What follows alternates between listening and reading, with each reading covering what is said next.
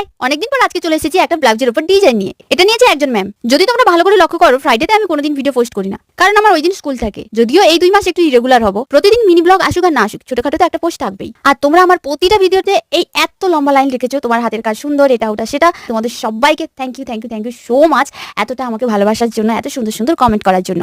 সময় বলেছি, আচ্ছা দি ভাই, এইগুলো কি আয়রন করা যাবে? তখন উঠে যাবে না তো? হ্যাঁ, একদম এই ধরনের কাজগুলোকে আয়রন করতে পারো, কিন্তু সরাসরি ডিজাইনের উপর যেন আয়রনটা না লাগে। এক্ষেত্রে তোমরা একটা সাদা কাগজকে ডিজাইনের উপর চাপিয়ে তার উপর আয়রনটাকে চালিও, তাতে কোনো প্রবলেম হবে না, আর কালারটাও উঠে যাবে না।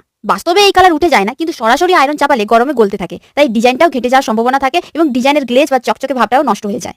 তাই এই বিষয়টা সবসময় মাথায় রেখো। ম্যাম তো এটা বানানোর জন্য 2টো স্ক্রিনশট পাঠিয়েছিল, আমি দুটোর সাথে মিল রেখেছি, কিন্তু ফুলগুলোকে আমি আমার মতো করে দিয়েছি। আর ওটা এক কালারে ছিল, কিন্তু আমি এক কালারে না বানিয়ে মাল্টিপল কালার ব্যবহার করেছি। এই জন্য বলতে পারো, দেখতে সিম্পল আর হলেও আমার অনেকটাই সময় গিয়েছে। আজকের মডেল হলো আমার মা। আমার মাকে এটা পরিয়েছিলাম, দেখো কত সুন্দর লাগছে। তোমাদের কেমন লেগেছে জানিও। দেখা হচ্ছে কালকে।